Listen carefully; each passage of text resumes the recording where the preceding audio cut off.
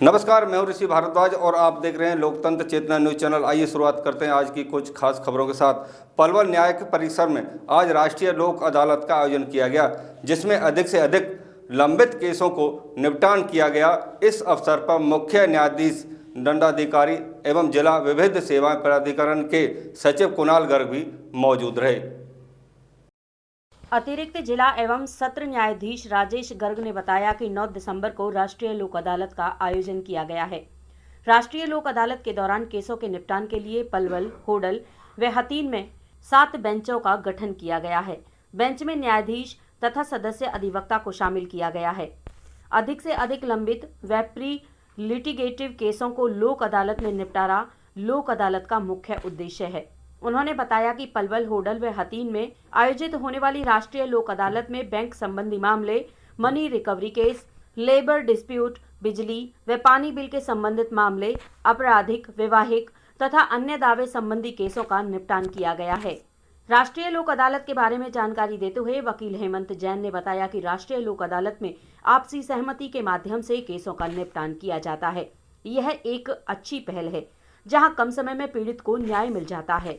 लाभार्थी गांव गुगेरा निवासी बंसी ने बताया कि पिछले कई सालों से कोर्ट में केस चल रहा था।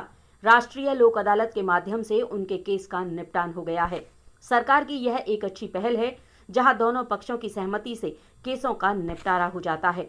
समय समय पर राष्ट्रीय लोक अदालतों का आयोजन होना चाहिए।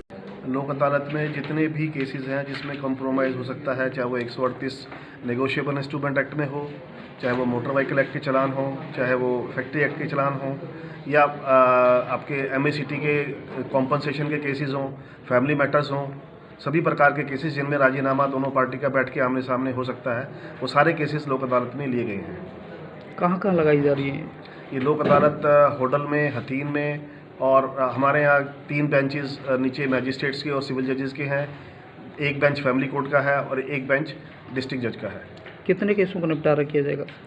अभी क्योंकि सुबह का समय है, अभी केसेस निपटारा चल रहा है, तो एग्जैक्ट फिगर देना अभी इस समय पॉसिबल नहीं होगा।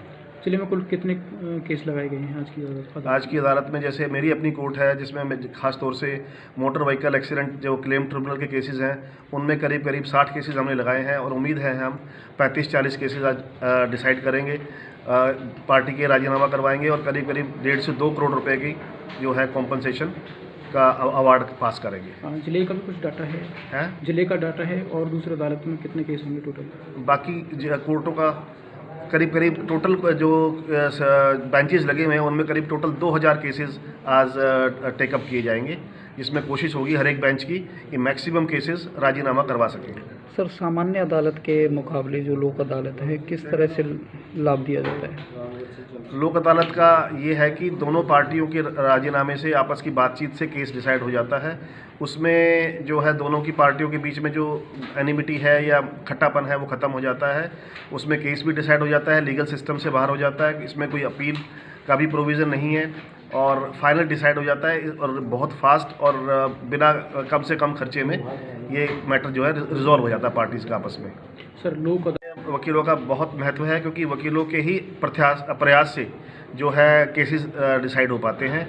ये कुछ अपनी पार्टीज़ को तैयार करते हैं, कुछ दूसरे पार्टी के वकील से बात करते हैं, जिससे कि दोनों। मेरा नाम हेमंत जैन एडवोकेट है और मैं पलवल डिस्ट्रिक्ट पलवल में ही वकालत करता हूँ।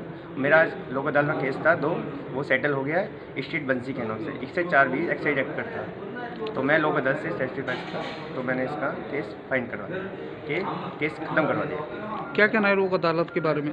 नहीं, लोक अदालत बहुत अच्छी ही रहती है, लोगों का सेटल हो जाता है इसमें।